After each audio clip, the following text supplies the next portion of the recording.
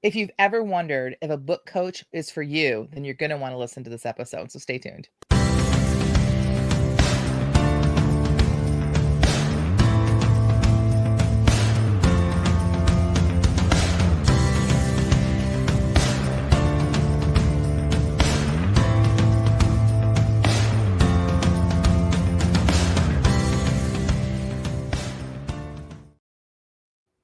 Hi, and welcome to the Christian Indie Writers Podcast. I'm Christina Catane, and I write Christian fiction. I'm Jennifer Carl-Tong, and I write historical Christian romance. And I'm Jamie Hirschberger. I write short fiction under the pen name J.R. Nichols. Hi, everybody, and welcome. We are so happy you're here. And hopefully nobody noticed that I just botched that intro. I forgot to say that we inform, encourage, and support Christian indie writers on their journey to publication. But you guys all knew that. So we want to thank all of our people that are here live in the chat. We would like to thank everyone who's listening to us on podcasts. And if you're watching us on YouTube or you're listening to us on Facebook, just hit your like and subscribe and all the things so that we can get our faces out there into the world. Not that we necessarily want our faces out there in the world. Oh, we're up close and personal today. I get funny when I'm nervous, and I am nervous. Why am I nervous? So anyway, because I changed it to where we were up close. Maybe it's like throwing everybody off. Maybe we should go back. I'm gonna not look at myself. I'm gonna look at Jen. Here we go. We'll just put it back. It's all good. See, that's what I'm saying. Like I feel like we're in the same room with each other when we do that. I want people to weigh in. Do you like it better like this? What do you think? We're just not used to it. Yeah. Right. Exactly. So we start each podcast with a little segment we call What's Up, and we each go around the circle, which I don't know, it's a line, but and we say what's up with us the past week. So what about you, Jen? What's up with you? So this is a silly one, but I'm so excited. You might notice that I'm wearing my shenanigans shirt because we love shenanigans, and I feel like I can only wear it one time a year. But so St. Patrick's Day is coming up, which is not like a holiday I really celebrate, except I bought corned beef roast, potatoes and carrots and cabbage. I'm so excited. I have not had that since I moved from Boston. So like it's been a couple of decades now, but it's not a big thing in the Midwest. But when I lived in Boston, everybody like New Year's Day and St. Patty's Day, every single house is making this meal. And I just love it. But my family doesn't like cabbage at all. And so I just never done it. But I was at Wally World yesterday getting some groceries, and they had like a little prepackaged. It was like a little one, like just like a good size one with the potatoes and the carrots, everything all prepackaged. And I was like, yes, thank you. So I actually have 2 crock pots going to be happening today. One is going to have like my corned beef roast in it, even though it's not St. Patty's Day, I'm doing it early. And the other one is going to have a regular roast in it. So my What's Up is about food. I'm just super excited. I love it. Oh, you're so inspiring me to. I'm coming to your house. When are you eating this? Tonight. Come on over. You're always welcome. My friend Tanya's getting married tonight. I have to go to her wedding. Otherwise, I would so be there because my dad is first generation Irish. My grandparents were from Ireland, and we had corn. My mother was Polish, but every year she still made corned beef and cabbage for my dad. Well, congratulations to your friend Tanya. Yeah. Oh, yeah, thanks. She's in our Facebook group, so you guys could say congratulations to her in there. So my What's Up is we had our shenanigans level for our Patreon Q&A on Tuesday night, and a great time was had by all. And somebody actually had a question. It was very exciting. there was questions, there was shenanigans, and it was a good we conversation. had more people. It was a really good time. We had extra people than we've had before, so it's starting to really pick up. I'm really excited about it. Yeah, it was a great time. I love our community, and thank you to everybody who supports us through Patreon because it helps us to keep doing this. So thank you. Right. There's not a dud in the bunch. It really isn't. No. We haven't had to kick. Oh, I think one person we've had to kick out of our Facebook group, and it's been a long time that I almost forgot about it. That's why I was about to say that we have never had to, but we have. I didn't realize that. Yeah, there was a person that was in there, and it was a spam person, probably just a bot. It wasn't like somebody that was just misbehaving. It was like they came in. You remember they I shouldn't say they weren't a bot. They came in and just started like advertising their book. Oh, we gave them a warning, and then we like gave them like a week off. They couldn't post anything, and when they came back and immediately posted about their book, so we just kicked them out. We put them in timeout. We did. Gentle parenting. Okay, Jamie, what's up with you? Well, too bad I don't see Catherine Sadie in the chat, because I was inspired. I have two things to tell you, or three. And the first one is that Kurt has been prominently placed back on the porch, and Jen is going to prepare a picture. Gotcha. Jamie, I'm so sorry. My computer is so garbage right now. That's all right. The other thing I will tell you while we're figuring that out is that my friend is in town, and also her daughter and her friend, and we're going to the beach today. We're going to the beach, the beach, the beach. And that makes me very happy and excited. And then we're thinking about possibly staying in Daytona for the evening, and then watching the sun come up on that coast and driving over to watch the sun go down on the other coast tomorrow. So we're going to have a really fun weekend. That sounds like fun. Mm-hmm. I love that. I don't think we're able to get the picture of Kurt up, so maybe we can put it in the Facebook group. Yeah, come and look in the Facebook group, and you can see he's just dressed up for spring. He just basically has his flowery grass skirt on and a welcome spring sign. That's all this time. And that's that. Okay, so let's transition, because I'm really excited about today's podcast, because we have a very special guest with us today, and her name is Elyse Seal. She is an Author Accelerator credited fiction book coach. She helps authors transform their fun, messy ideas into strong, engaging stories by guiding them through conceptualizing, outlining, writing, and editing. With her support, you can confidently tackle big picture edits like plot, characters, and world building, while keeping the magic of your story alive. She is happily married mom of 3, newly settled in beautiful Colorado Springs after spending the past 10 years in South Africa. And when she's not helping authors shape their stories, you'll find her hiking, swimming, or swing dancing, anything that keeps her moving and inspired. As a lifelong fantasy fan, she's obsessed with Brandon Sanderson's books and always looking for new recommendations. So let's welcome Elyse to the podcast. Dun, dun, dun, dun, dun, dun. Nice music. Welcome. I like the music too.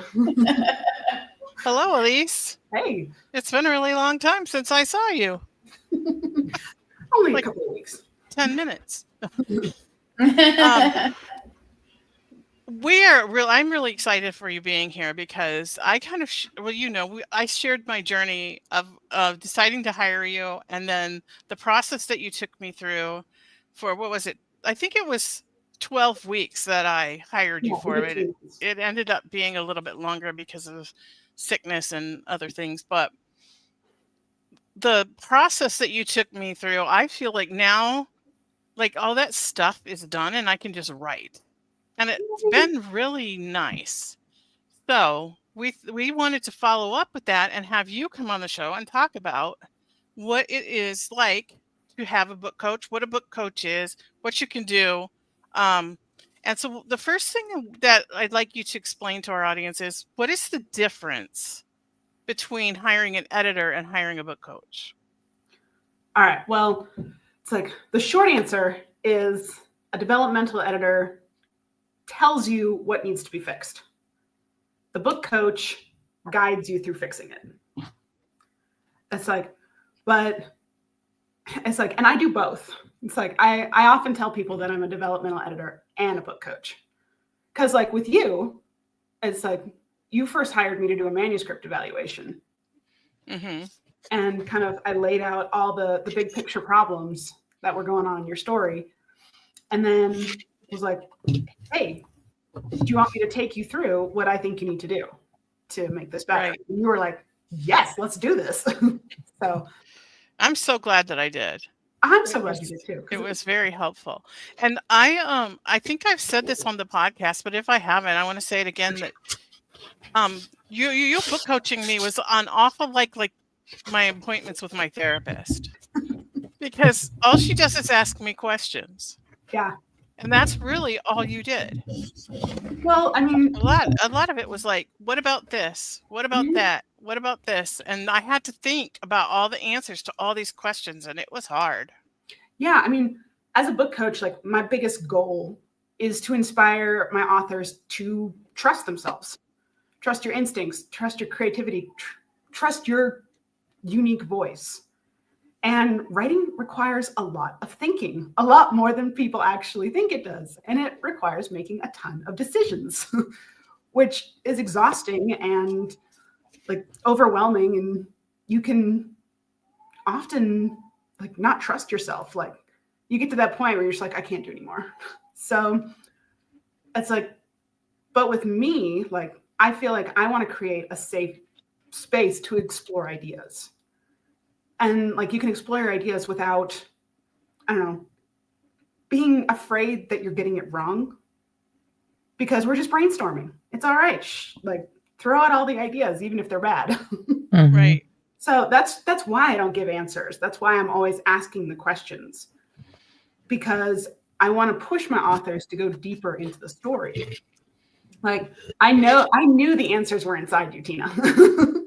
And it's like my role was just to help you uncover the answers and to give you that confidence. You're just like, yeah, this works.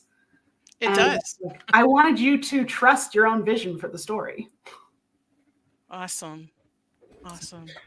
Elyse, can I just kind of throw an idea at you and then get your feedback to it? So when I hear coach, a couple things come to mind. Like I used to coach youth basketball. Not a good player, but I felt like I was a decent coach. And then I think about coaching someone through the delivery of a baby.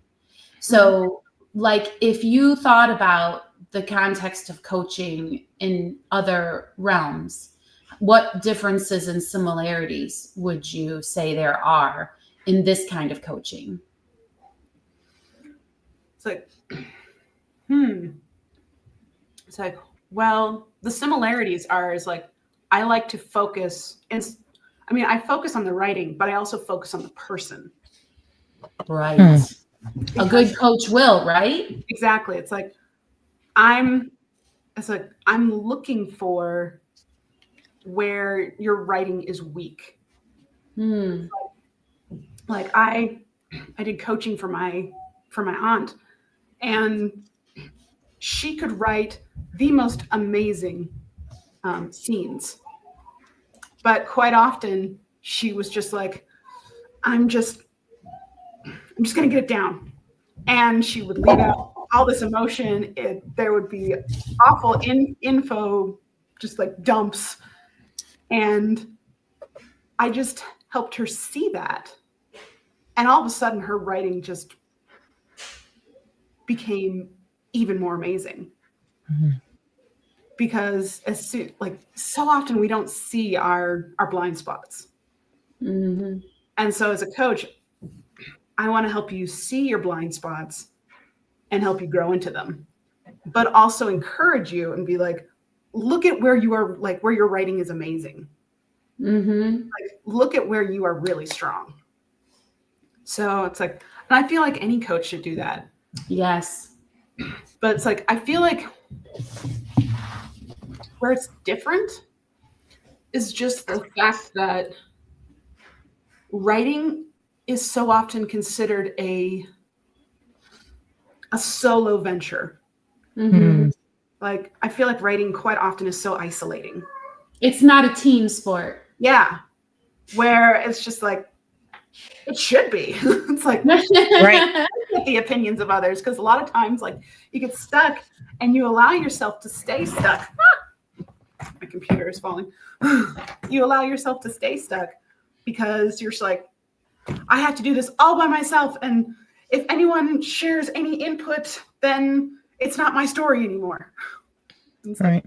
like, It's so interesting too, because I feel when I look back at my career that the times that I was the most successful was when I was more working as a team and not being more solo. And when I've had to like kind of step back and focus on other things in my life and trying to continue my career kind of more solo is when it's just tanking and not going as well. So that's interesting. Mm-hmm. And it's hard to share like your baby with someone.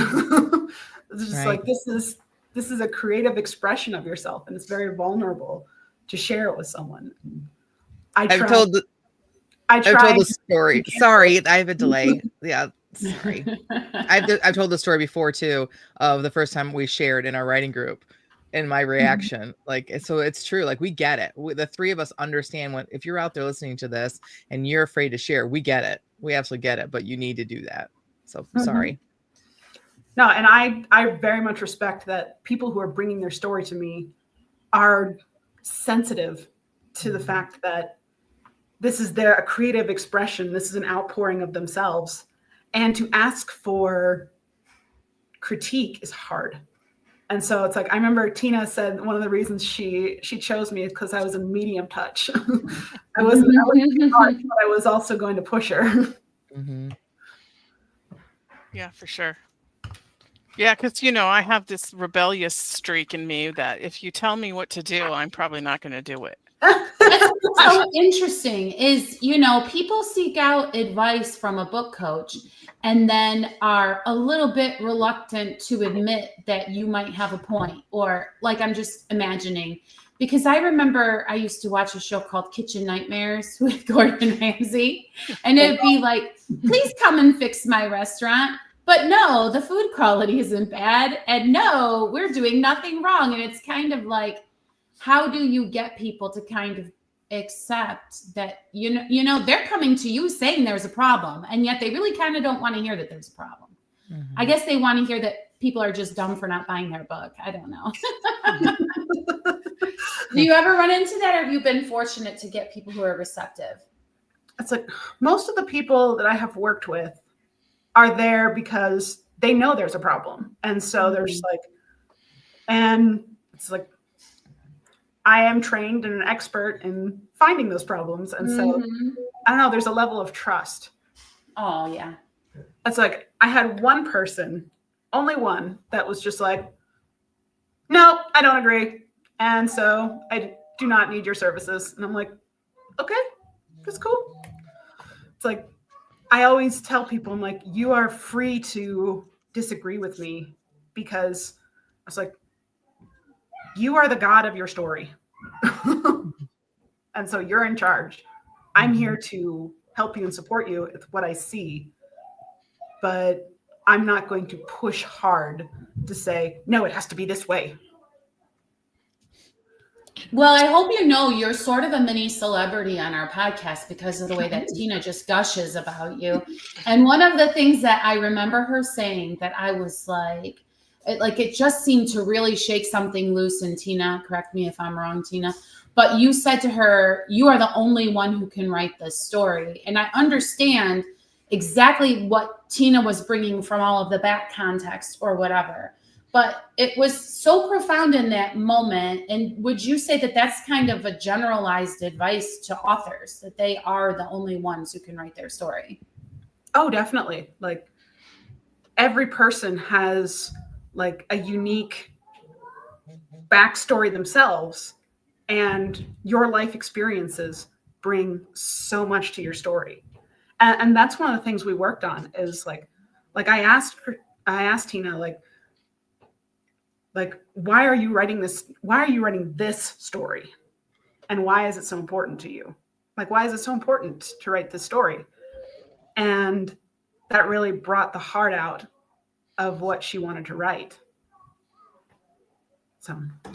So on that note, why don't you tell us, what are the benefits of hiring a book coach? It's like, personalized feedback is probably like the biggest one.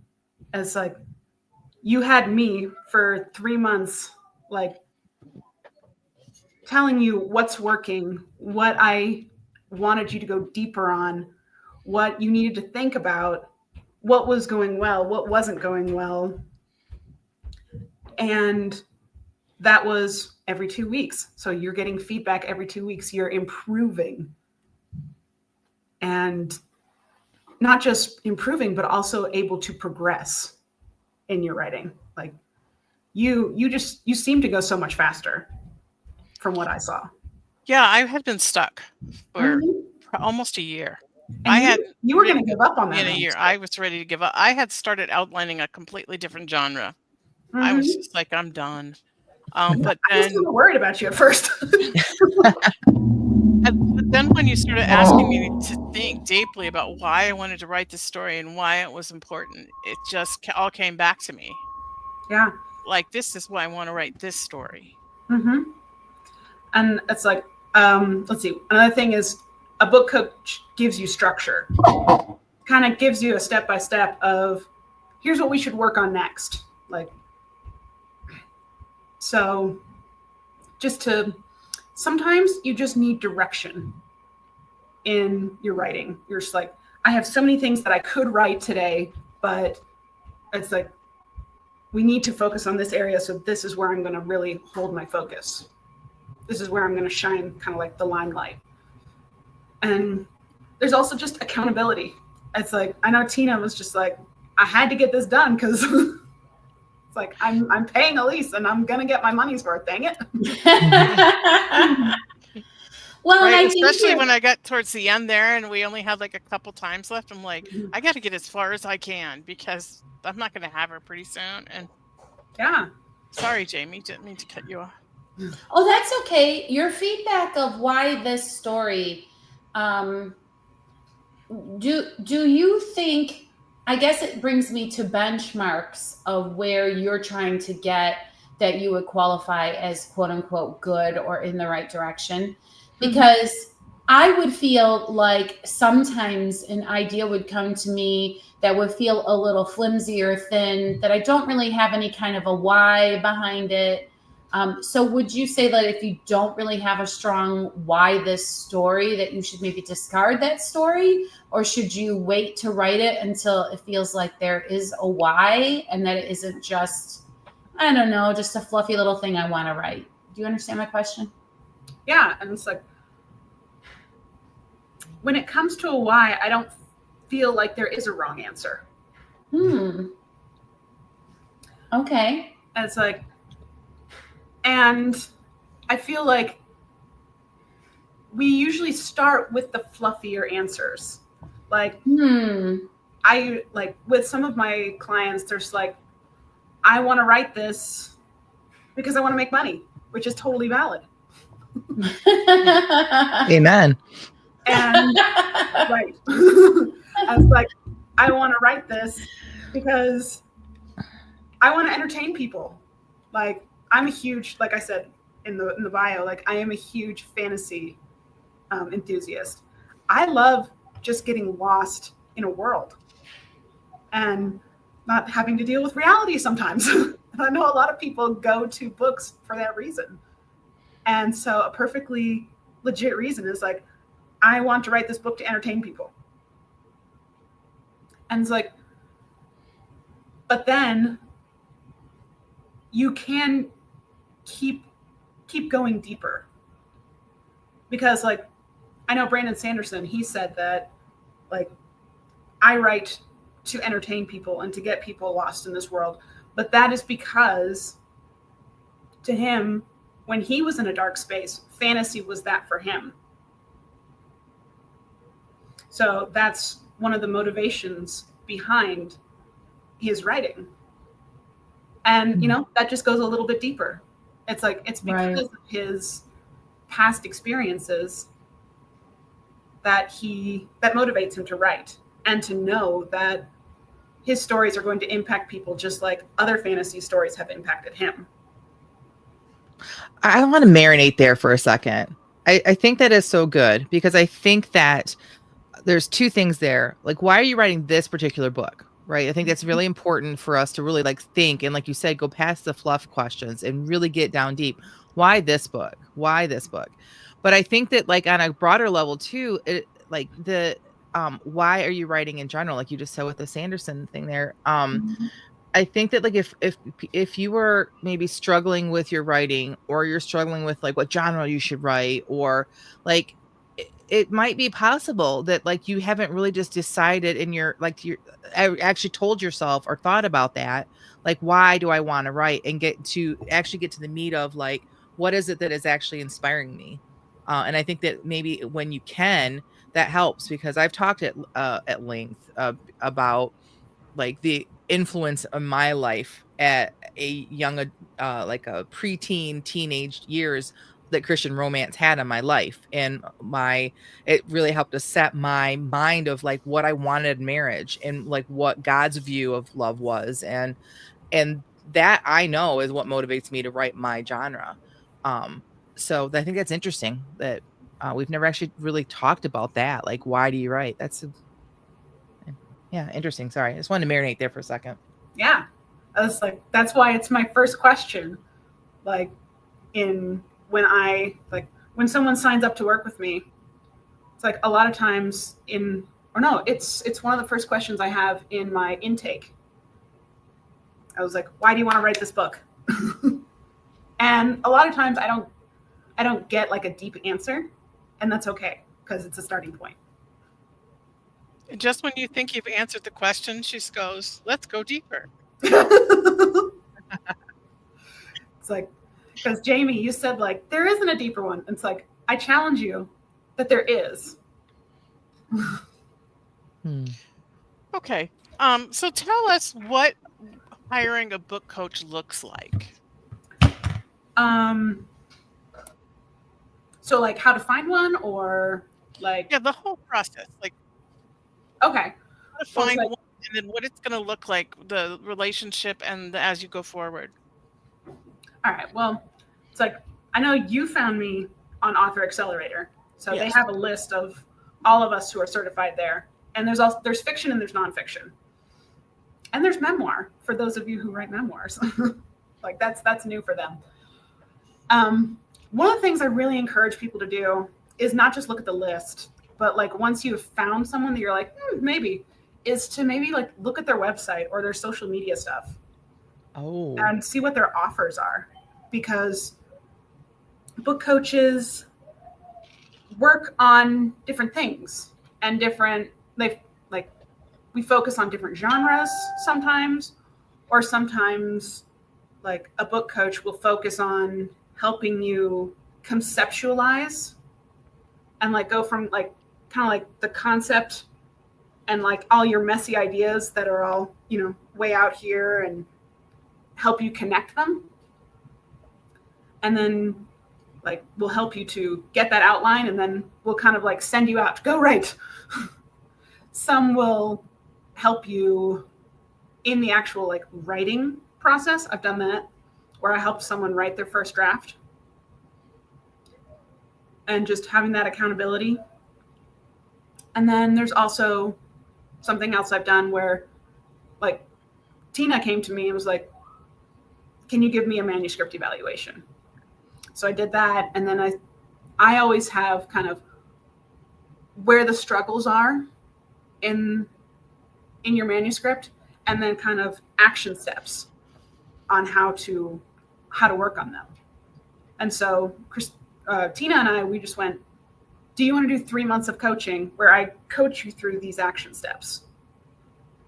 And a lot of book coaches will do that. It's like, I know you guys are indie writers, and so you probably wouldn't be as interested in this part, but book coaches also help with pitching agents, and will help you write like a query letter, a summary, and help you find agents to pitch and how to pitch them.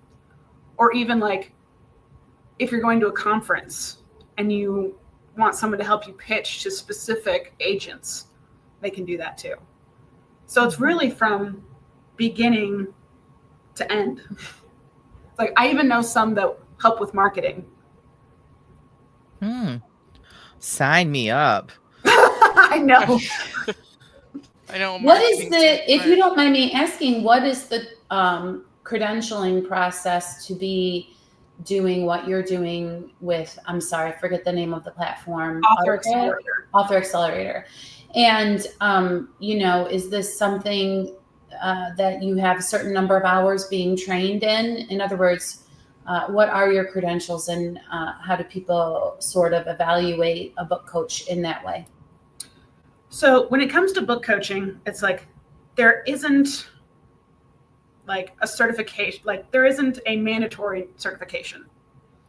I went to Author Accelerator because I was like, my skills need some help. Okay. And so it's like with Author Accelerator, it was created by Jenny Nash, who's an amazing human being. But she has a process for kind of going from concept to first draft. And it's called The Blueprint for a Book, which is on Amazon. She actually has a book. It teaches, like, you can go and do it yourself. And then, let's see. So she had us learn that process and then take someone through it. Like, I had to like put comments in what they wrote. I had to write a, an editorial letter, and I had to do a recorded video for that. And then I had to do a manuscript evaluation, and then the same thing.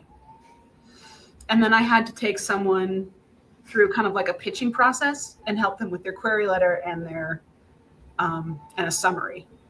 That part I was not a biggest fan of. And then I wonder too, with the advances of AI, query letters you would think might become a little easier. It's like, I actually find AI should not be used to write books. Okay. Right there. But when it comes to query letters, I think that like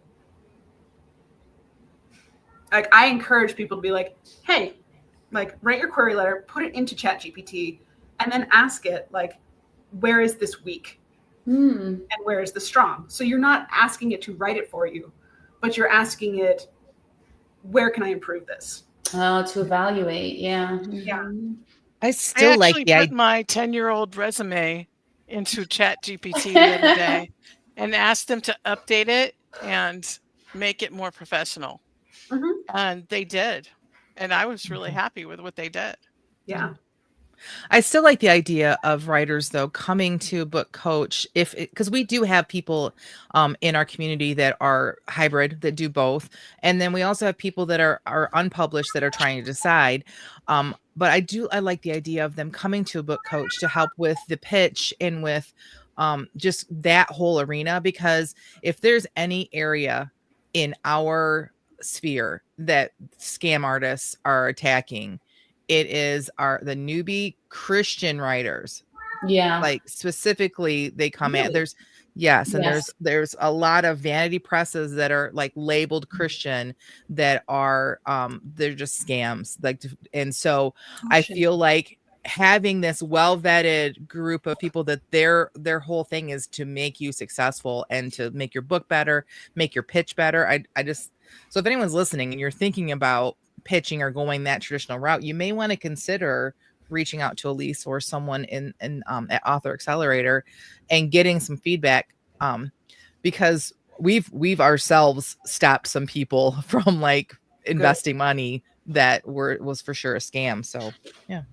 Good. Yes, because if you are 100% convinced that God wants you to write, the charlatans out there will say, they will lean into that and they will co-opt that and twist it. It's really despicable, but it happens. Yeah. And it's like, one thing is like, if a publisher ever tells you that like they'll help you sell your book, like that's immediate red flag, because there is no publisher that helps you market. Unfortunately, it's all up to the author. Yeah. So like, it's a different day and age. Why should they get any? Okay, we don't even need to have that. Like, yeah, this is why we're indie. This is why that's the whole point of talking to you, is because I don't want to do that part. So you are useless to me. Yes. Yep. So So for our listeners who have been listening to this episode and they're like, "Ooh, I want to hire Elyse to be my book coach," or "I want to hire a book coach," where do they go? How do they go about doing that? It's like, well, if you want to come to me, then it's like you can go to my website. It's ElyseSealCoaching.com. And it's like I have a little contact section, and you can just email me about. Goodness gracious. Your cat has something to say about that. Yeah, we talked about her cat is very verbal. Yes, he is. He's very needy as well. You can just contact me and say, how do we get started? Or can I book a discovery call? And we can jump on and just talk about you and your goals and your story. And it's about 30 minutes or so. And that gives me a chance to figure out where you are in the process and how you want help, how I can help you. Right. And it's like for Author Accelerator, it's like we have a directory that you can go through, and basically it's quick. What do you call it? Like that quick dating. Yeah, that's what I felt like it was like a dating site because it said this is the genres that I do, and there were specific genres that you would not do, and that was like a huge clue to me that you might be the right book coach for me, because I knew that I needed someone who understood what I was trying to do with the Christian part of my Christian fantasy. Yeah. And then when we met and you said you were a missionary in South Africa, and I was like, perfect. Like, I have found my person. Yeah. So you can, if you need a hard touch, if you need someone to crack the whip, you can find that. If you need a soft touch, medium, there's so many questions on there that give you an idea of what this coach is like, that you can kind of filter them out before you book those discovery calls to meet them and see if you're a match. Yeah. And also we have a lot of people like in training who want to do like the blueprint with people, want to do a manuscript evaluation, want to they need people to coach to get certified. So it's like, if you are really like struggling with money, it's like, message me and I'll ask my community and be like, hey, is there any student that wants to do such and such with an author who has this kind of book? It's like going to the barber college. Yeah, exactly. And it's like, well, that's really good. That's a very nice offer. I mean, if you could be like a matchmaker between because imagine growing together with your book coach. They're just starting out being a book coach. You're just starting out on your author journey, and how the two of you can grow. That's a really beautiful thought. Yeah. Awesome.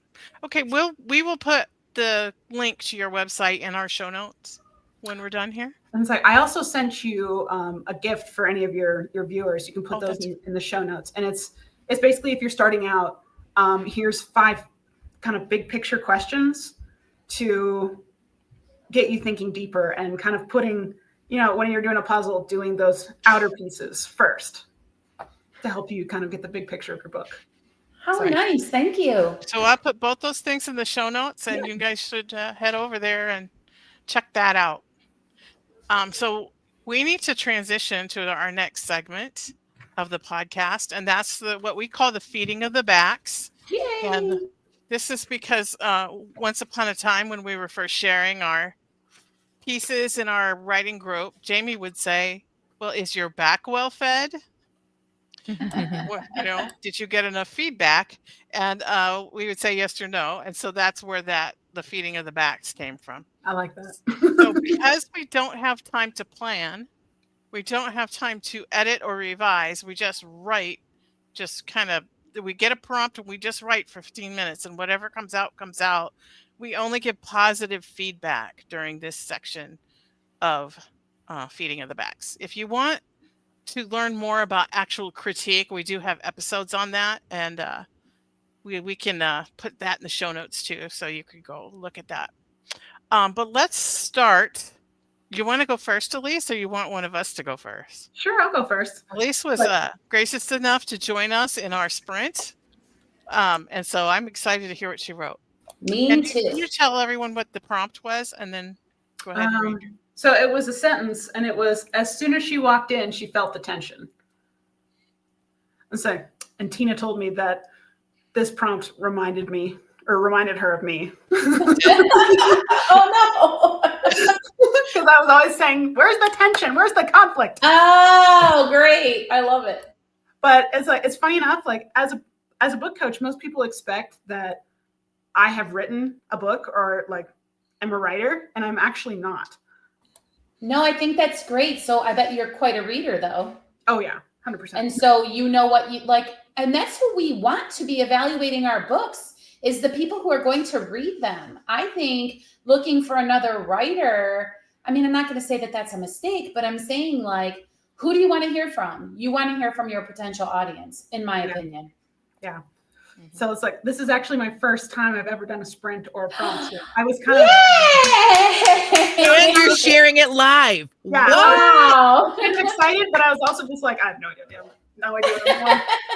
So It's a sprint. Good job. Here we go. So as she walked into the room, she felt the tension. The three kids were huddled by the sink with that sink sprayer. The kitchen was a mess of puddles and burnt towels, melted spatula, and singed baking dishes. She gingerly stepped over what looked like wet blobs scattered all over the floor to reach the kids. They all stared at her as if this was their last moments on this earth. She put her hands on her hips and said, "Okay, fess up, what happened?" Her middle son said, "We were making cookies, just like you asked for Grandma's visit." And the middle and the youngest turned to the oldest daughter. Burp. Mom whirled around to the closed laundry room. No one else was in the house. "What are you hiding in there?" She stomped to the door. "No, Mom, wait," said the oldest.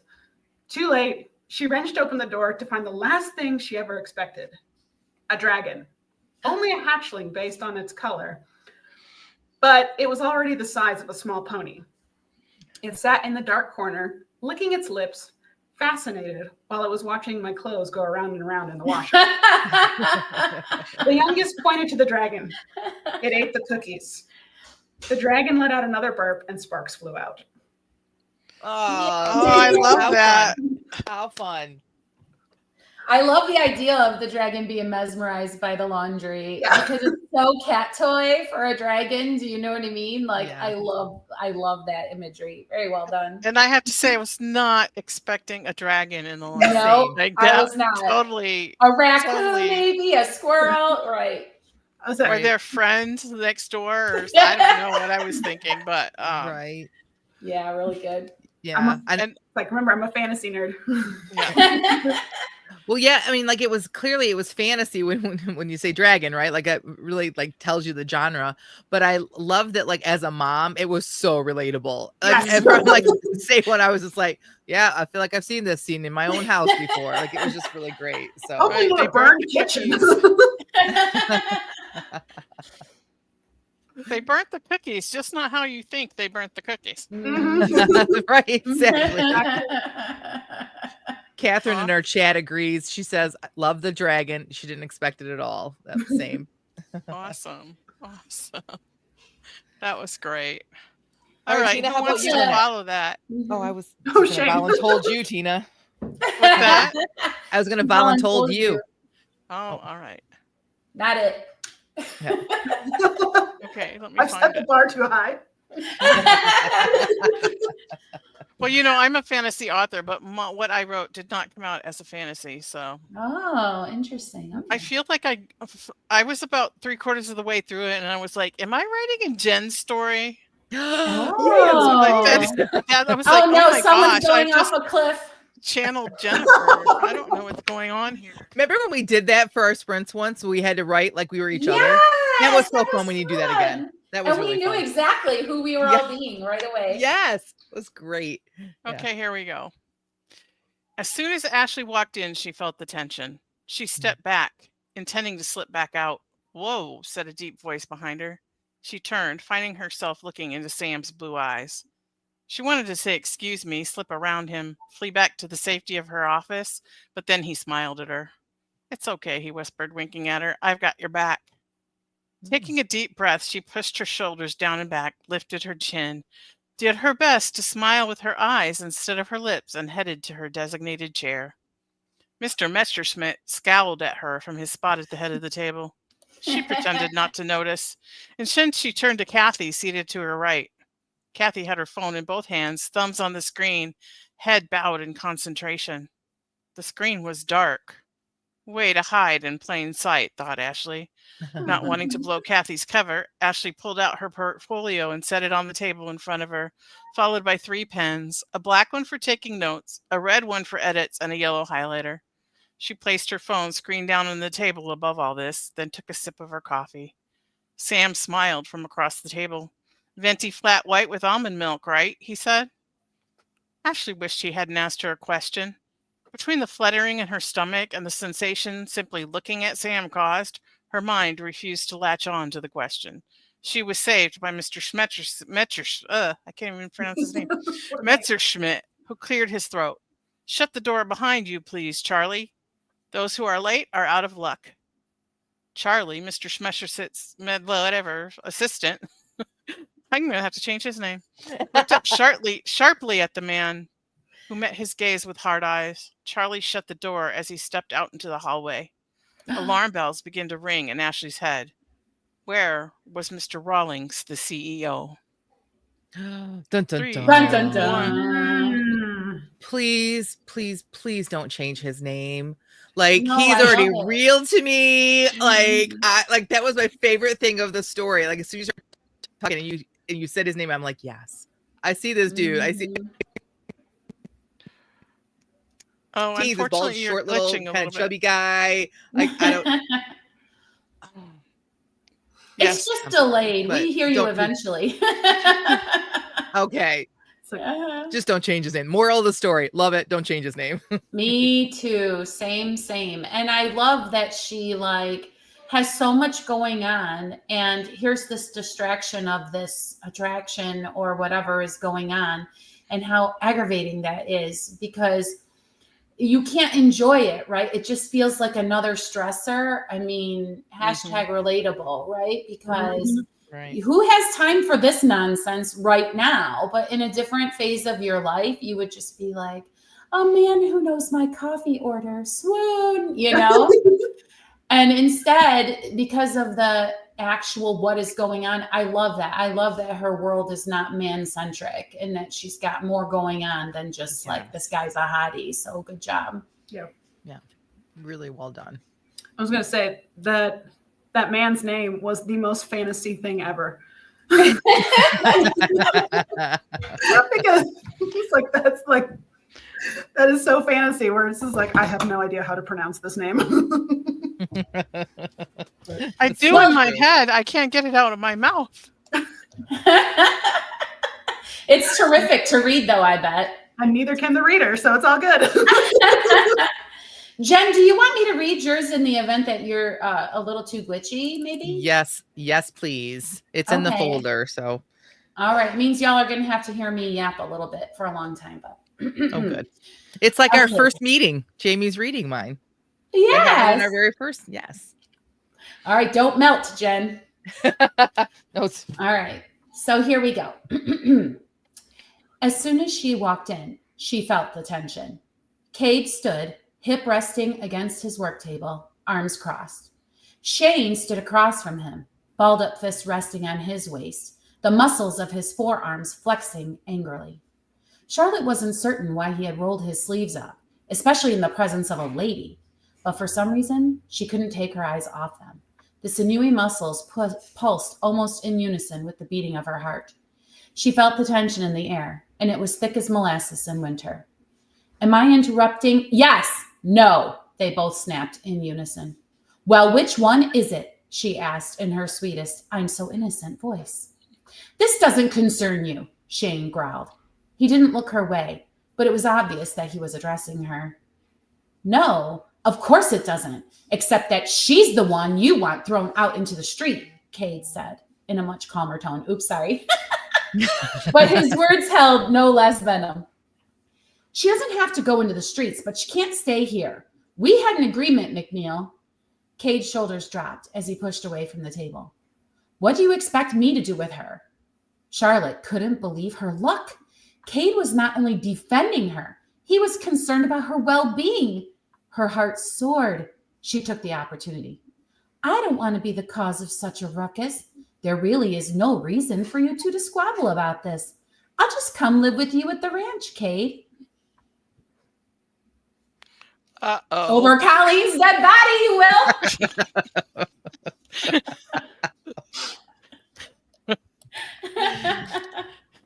That's fun. I Sorry want to that slap I her. gave people too much energy. It's okay. No, it was great. Yeah, you definitely gave her some sass. Like at first I wanted to slap Shane, and then I was like, at the end I wanted to slap her. Mm-hmm. Well, I kind of want to throttle Cade for not having this figured out. I mean, I get that he was like panic. It was just like a dumb boy thing. Like he just had to put her somewhere, and he thought that this was good. And it's all just a big misunderstanding. Why is this man so unreasonable? Well, that's the problem, is Colleen is not there to ask him why he's so unreasonable. That's the problem. The answer to your question is in the word man. Sorry. That was a joke. It's so funny because so they're just have an arrangement, right? They're not related. Or are they related? Do you know, Shane and Cade? They're not related. Okay. No, they are good friends. Because there's a similar, well, that's it. Because like birds of a feather, because it seems like he would have done the same dumb thing because of how he's like now showing up about the situation. It feels like exactly the move he would have made if he like really thought about it for 5 seconds. So obviously these are real people to me. So pardon me. They are real. Yay. They should feel like real people. Mission accomplished. Awesome. Thank you. Appreciate that. Thanks for reading it too. Thanks. Oh, you're welcome. And it's your turn, Jamie. All right. This is just purely because of this prompt. So here we go. And I also have a Charlie, Tina, but it's a girl. So here we go. Charlie grabbed her apron off the passenger seat and flung herself from the Chevette, tying the strings as she walked toward the propped open back door. Ack! The word came flying from her lips as she almost collided with Matt, who was bringing the garbage out to the dumpster. Sorry, Mr. Matt, Charlie said on her way by and smiled as she heard his "That's okay, baby" floating toward her. She heaved the door that separated the kitchen from the mop room, and as she walked in, she felt the tension. No one greeted her. All eyes were glued on whatever task was at hand, and the only sounds were that of the hood vents, sizzling of cold food making contact with hot pans, and the terse comments of the line cook and the expediter. There was not a server in sight. Charlie paused to clock in and then headed to the dining room. Oh, thank goodness, she said, when she saw the expected gathering of bodies in the little cubbyhole of a drink station the servers typically congregated in during slow times. Steve and Robin were looking at their phones. A new kid to whom Charlie had yet to be introduced was rolling silverware. I thought I was going to come out here and find you guys just as comatose as the kitchen. Comatose? Robin took her eyes off her phone long enough to roll them. I haven't seen them this efficient since opening day. What's going on? We had a visit from upper management yesterday, Steve said, tucking his phone into his pocket. Apparently, they really chewed Jimmy out, found a ton of food not at the proper holding temp. Turns out one of the hot wells has been broken for weeks, and Jimmy hasn't said a word about it to anyone.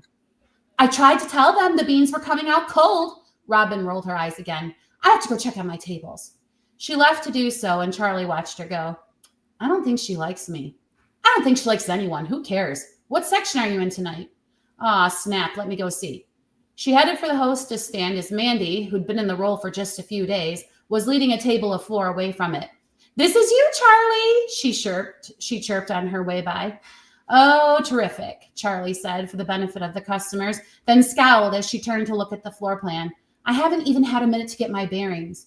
Don't look a gift horse in the mouth, Steve said. It's been slow all day. And then he was going to say, I think I've only had 5 tables since 2:00, but then the timer ran out. So he did not get to say that. All right, I'm going to turn my camera off and hopefully that will help with my audio. But okay, again, a master class in characters and show, not tell. Like you showed us this kitchen and you showed us like these people's personality without saying, you know, so-and-so was this way. Like you like showed us. And props to like shout out to the Chevette reference because I grew up with a Chevette. We had one and like it created a scene, right? I love that. So well done, Jamie. Yes, the only thing missing from the Chevette was the hole in the floor covered with a piece of plywood. Yes, everybody had a hole in the floor in the passenger side. Yep. Right? Yep. Exactly.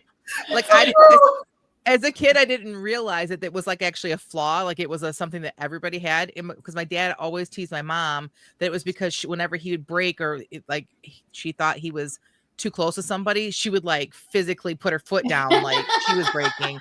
And he convinced us kids that she had wore a hole in the floor. And we believed him. So that is hilarious. Well done, Jamie. Gosh. Thank you. I appreciate that. I like writing restaurants. Write what you know, right? Yeah. Even though I hated that advice when I was a child, it's like fun and effortless, it feels like. I mean, I know I already spoke, but I really want to speak on that, Jamie. The other thing I was going to say or that I was thinking was that like I can think back when you start writing about a restaurant, I can think back to the other writings that you've done. Now, how many writings have we done? 281 writings? Like, but yet like your writing about restaurants is so good that it sticks with the person. And I literally can remember things that happened. I remember these characters from your little writings that you've written over the years. And so, I mean, maybe that's your thing. Maybe that's your why. Fascinating. Right. And I feel like the details of everything about, you know, the kitchen and the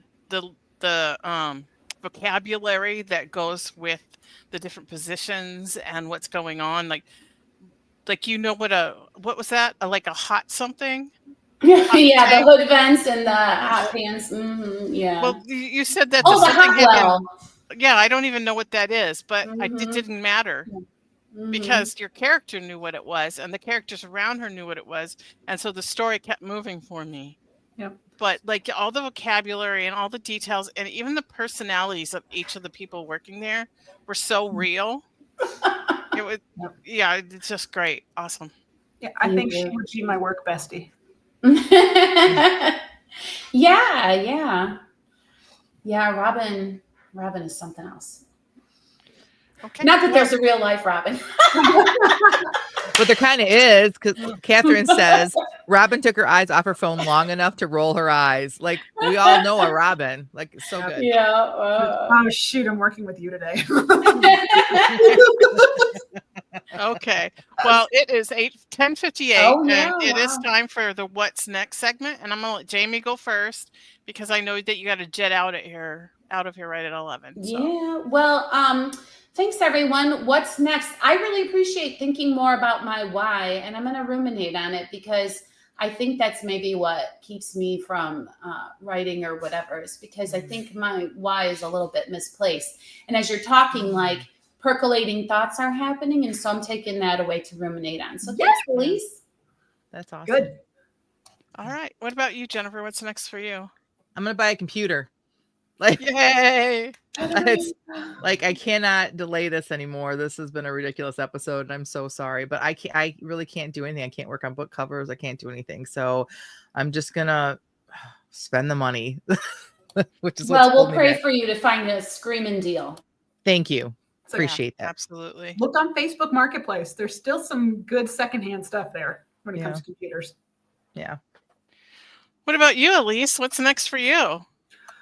It's like, let's see, what am I working on? I'm working on emails this week. It's like just setting up email marketing and so that I can communicate regularly with the people who have worked with me or want to work with me. Awesome. I wonder if they would be interested to hear that you did a writing sprint, like especially the ones who know you don't write. Like I had a writer experience. I now feel like I know a little how you guys feel, or you know what I mean? Because yeah. Awesome. Okay, what's next for me is after my friend's wedding today, I almost done with Act 1 of my book. Yay! And then I have to go through and do what I did for Act 1 with the scene cards so that I can write Act 2. So that's where I am. Dang, you wrote that in what, 2 or 3 weeks? It just came out. Very nice. It was just like, I don't know. It was just all there, and I just sat down, and it's just flowing. So That's awesome. Jennifer, I might be a converted outliner. Ooh.